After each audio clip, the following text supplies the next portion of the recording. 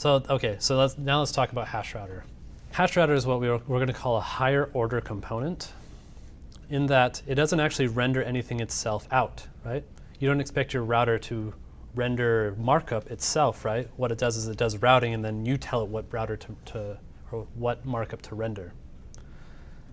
So it's higher order in the sense that it introduces behavior, right? It's taking care of routing for you, but it's not actually rendering any sort of markup out of it. That's what we call a higher order component. Now, we're going to use this one, and we're going to use more of them, but there's nothing to stop us ourselves from writing them. In fact, later on, we'll actually be writing a couple higher order components ourselves. So this is actually a kind of an advanced use case for React. But I think it's one worth knowing. It's one of the more powerful parts about using React. Any questions about higher order components? So they encapsulate behavior, but they do not necessarily encapsulate style or markup. So right now we have a really lame router system because we only have one route. But let's go ahead and make sure that it works anyway. So make sure your, did I put dev in there? I did not. So let's go ahead and go back to our our package.json. We're going to put another thing in here, and it's just going to be dev, which is going to be webpack-dev server.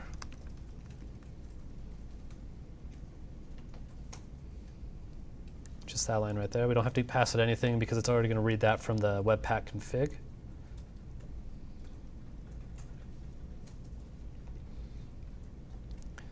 Okay.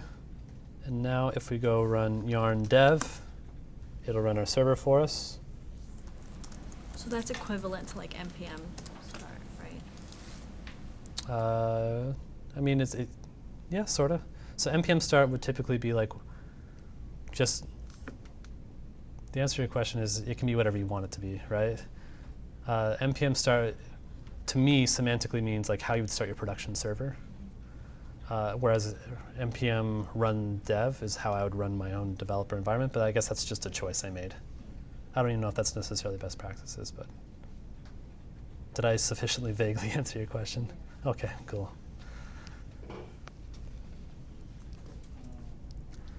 Okay. So I want you to take note of one thing really quick. Notice this weird hash that's now suddenly showing up in our URL. How many of you have seen that before, right? Really common way of being lazy about doing single page applications. The reason why is that your server doesn't have to care about any of the routes, right? Basically, what you say on your server is, go to this page if you see any URL that looks remotely like this, and then the client-side code is going to take care of all the routing for you. So it's super lazy, and don't do it, right? Like, take the time to actually go and set up your server correctly. But what is actually doing that is hashrouter. So we're going to migrate momentarily here to browser router, but I'm going to show you, we're going to build one more route first. So make a new file, call it search.jsx, and we're just going to make like the most bare bones things possible. So import React from React. Sorry, can you go back to the client app?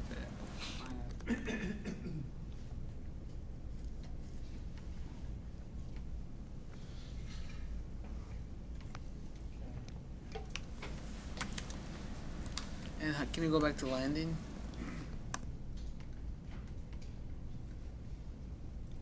I'll push a branch here in just a second too. Okay. I mean, it looks right. So in search, what I want you to do really quick is just make like the most bare bones thing possible.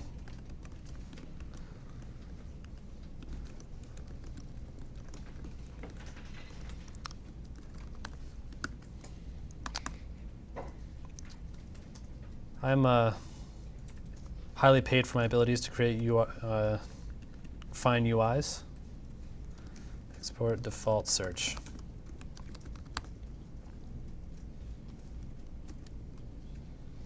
Okay, so just something dumb, just because we just want to test real quick that we can route correctly. And go back to client app.jsx and import search from /search. And we're going to create another route. And this is not going to be exact. Doesn't need to be. /search. So anytime they go to /search, the component is going to be, as you may have guessed, search.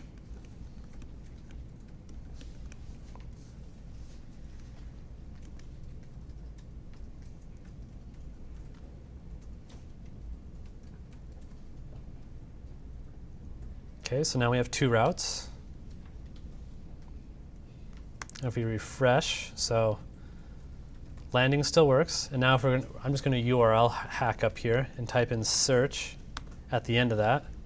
If we refresh, or sorry, hit enter on that, you should see your second route.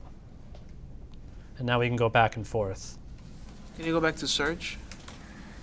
Yeah, it was just as bare bone as possible. Wow.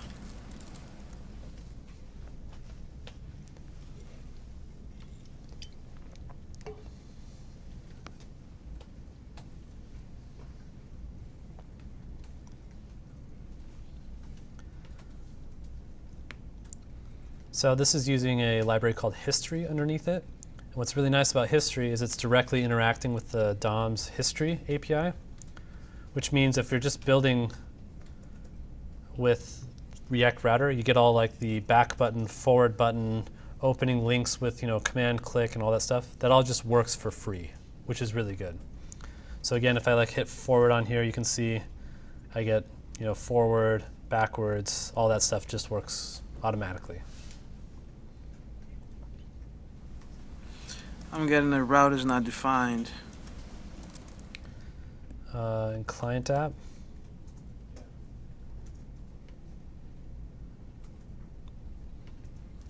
I would imagine that's problematic.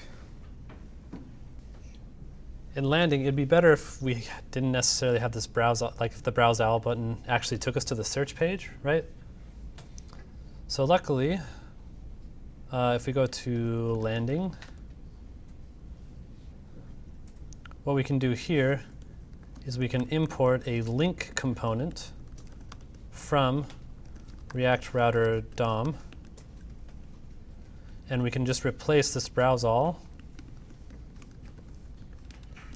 replace that link with a link, and that goes to /search.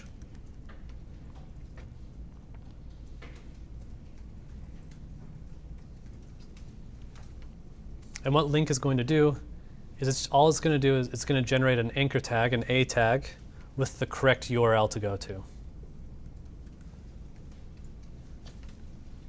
So if we refresh, notice that the UI hasn't changed. It looks exactly like it did because it just went from being an anchor tag to being an anchor tag. However, if I click on it, it will take me to search.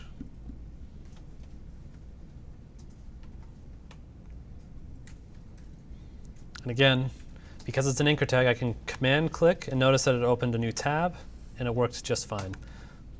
So as long as you don't mess up the browser, right? Like don't use event click listeners that do window.location to forward you onto somewhere else.